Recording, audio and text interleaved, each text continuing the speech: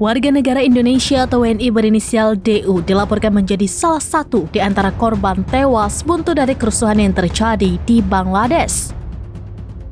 Dalam rilis yang diterima Tribunnews.com dari Direktur Pelindungan WNI Kementerian Luar Negeri, Juda Nugraha, pada Selasa 6 Agustus 2024, DU tewas akibat menghirup terlalu banyak asap. Adapun DU baru tiba di Bangladesh pada Kamis 1 Agustus 2024 untuk melakukan kunjungan bisnis. Juda menuturkan Kemenlu kini telah menghubungi keluarga korban di Indonesia untuk memfasilitasi repatriasi jenazah. Lebih lanjut, Juda menuturkan pihak Kemenlu dan KBRI Dhaka mengimbau kepada WNI untuk tetap waspada dan menghindari kerumunan massa serta lokasi demonstrasi.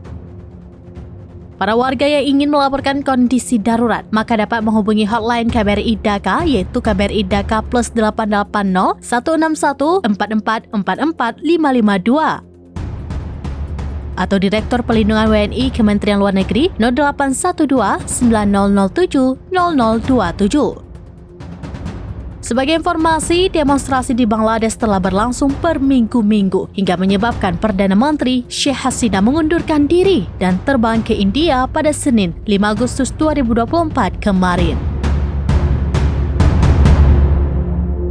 Download Tribun X sekarang, menghadirkan lokal menjadi Indonesia.